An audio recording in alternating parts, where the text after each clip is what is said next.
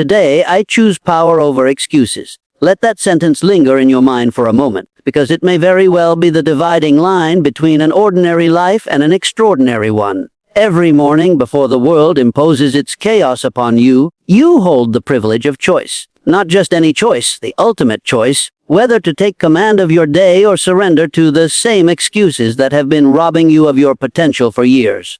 What is an excuse?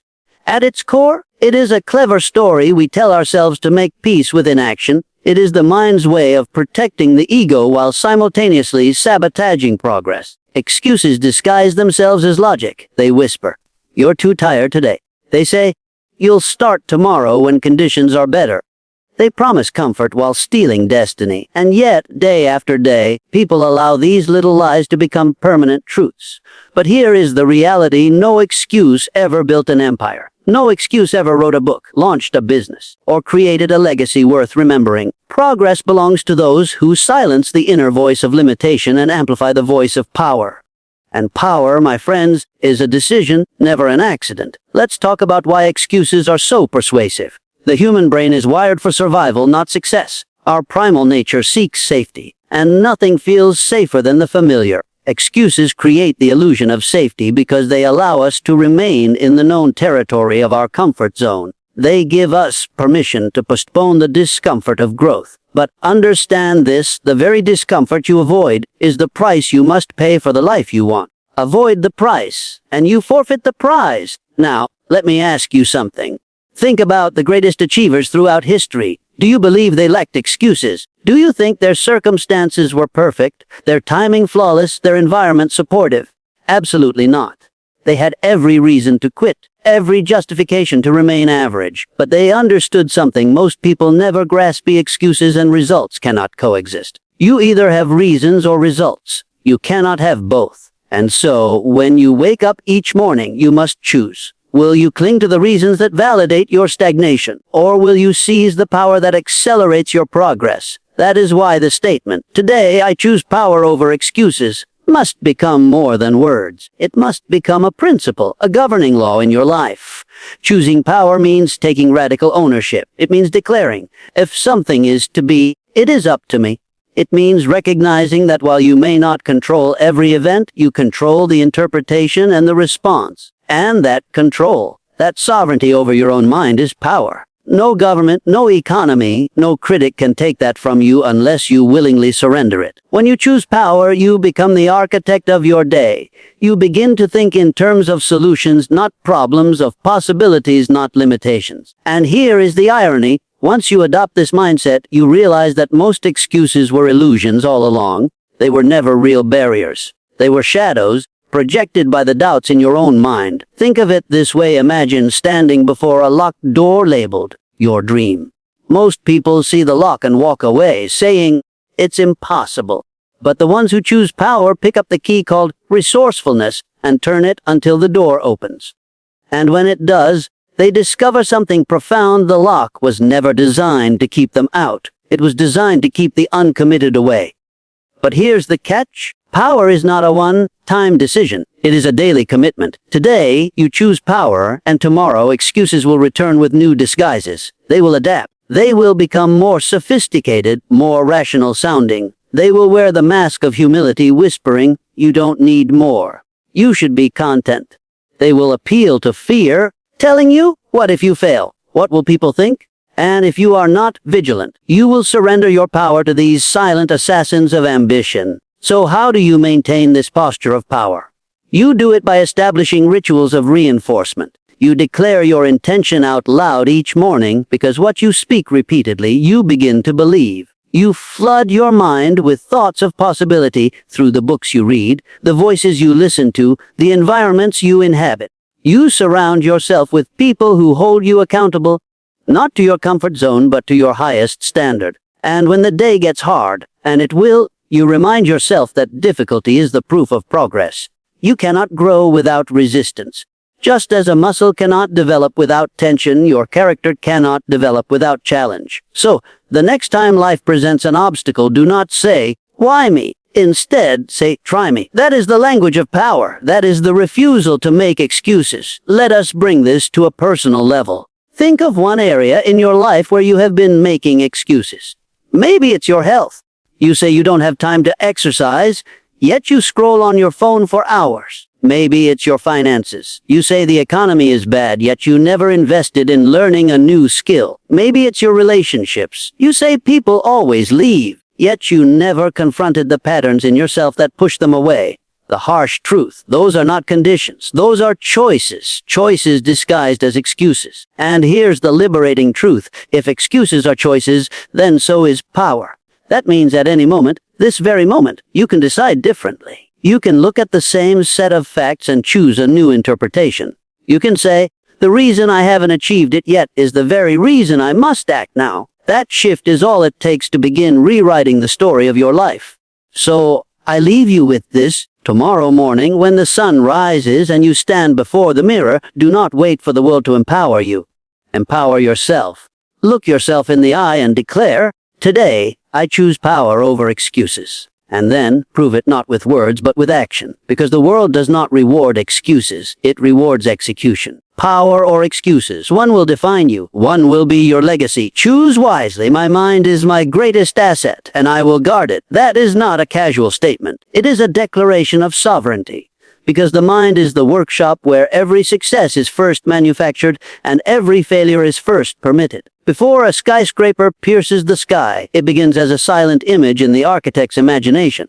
Before a symphony fills a concert hall, it first whispers inside a composer's mind, and before any life becomes great, that greatness is conceived, nurtured, and protected in the mind of its possessor. The tragedy is not that people lack resources. The tragedy is that they neglect the most valuable resource they already own, their mental power. Think of this, a man can inherit a fortune, lose it, and regain it if he still possesses a sharp, disciplined mind. But if his mind becomes bankrupt, if it becomes cluttered with doubt, fear and negativity, no amount of money can save him. His downfall becomes inevitable because the foundation of his fortune, the mind, has crumbled. Why, then, do so many treat their minds like an unlocked vault? Why do they allow anyone and anything to deposit toxic ideas into the very space that shapes their destiny? They guard their homes with locks, their phones with passwords, their cars with alarms, but their minds they leave wide open to the opinions of critics, the poison of pessimists, and the distractions of mediocrity. And then they wonder why success feels distant. It is distant because they surrendered the gate to the very thing that could bring them closer.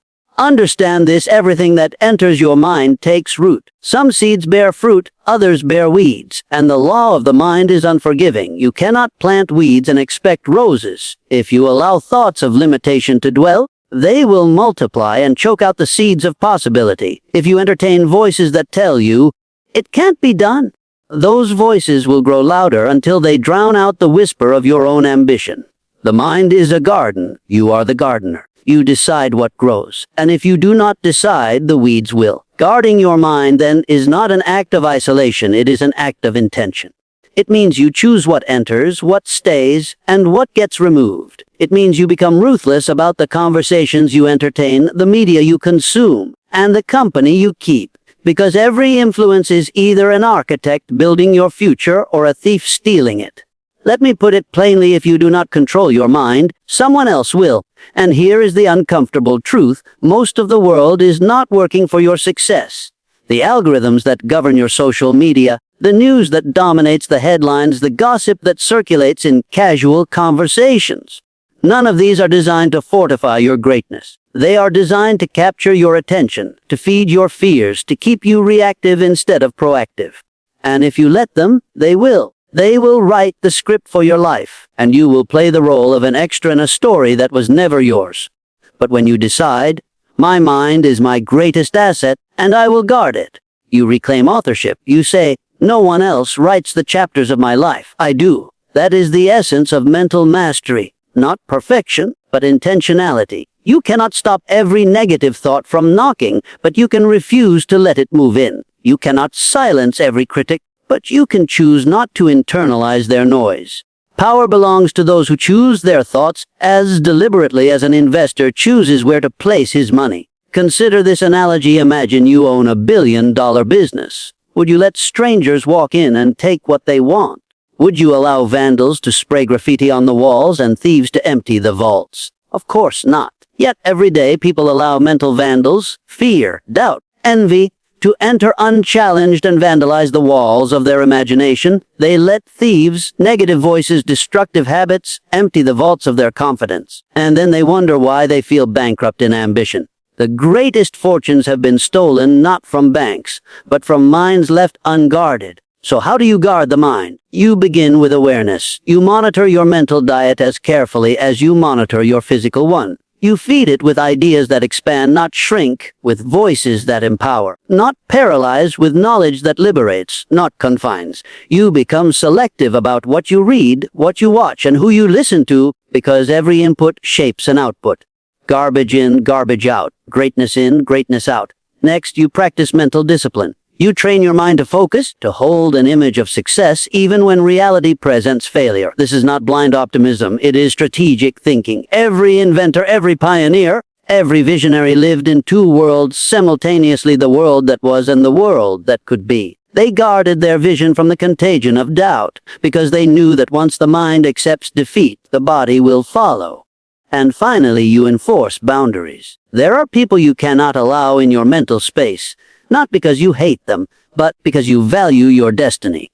There are conversations you must decline, not because you are arrogant, but because you are focused. The mind is like a fortress. Build the walls high, not to keep out everything, but to let in only what serves the kingdom you are building within. Let me leave you with a question. If your thoughts today became your life tomorrow, what would your future look like? Would it be a masterpiece, or would it be chaos? The answer depends on what you allow in, what you nurture, and what you eliminate. The mind is the architect of all achievement and the assassin of all potential. It will serve you or sabotage you based on how you govern it.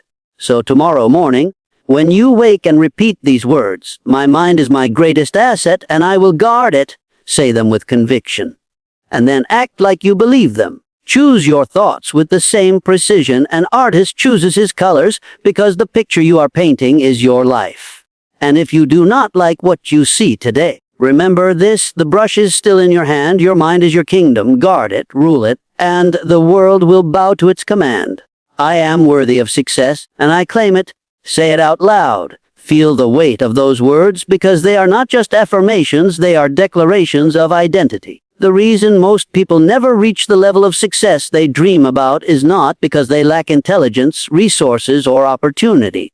It's because, deep down, they do not believe they deserve it. And here's the hard truth: no man can rise higher than his own sense of worthiness. If you do not see yourself as worthy, even when success knocks on your door, you will sabotage it, dismiss it, or walk away from it. Everything in life moves toward the level of your self-perception. If you think small of yourself, you will attract small opportunities, make small decisions, and live a small life, not because life is cruel, but because your beliefs act like invisible boundaries, containing you in the confines of your own imagination. You will never outperform the picture you hold of yourself in your mind. Let's examine this with brutal honesty. Why do some people settle for jobs they hate? Why do they stay in relationships that diminish them? Why do they accept mediocrity when they are capable of magnificence? It's not a lack of options, it's a lack of belief. They tell themselves stories like, "People like me don't get ahead," or "I'm not lucky enough, smart enough, connected enough." Those stories become their reality because they live as if they were true, and the mind, being obedient, creates circumstances to validate its dominant beliefs. Here's what you must understand: success is not something you earn later. It is something you claim now, in the present, with conviction. It begins as a state of being before it becomes a state of having. When you say, "I am worthy of success," you are not lying to yourself. You are reminding yourself of an eternal truth: you were born with worth. No achievement can add to it. No failure can subtract from it. But here is the paradox. Though your worth is inherent, your awareness of it must be cultivated. Society will not teach you this.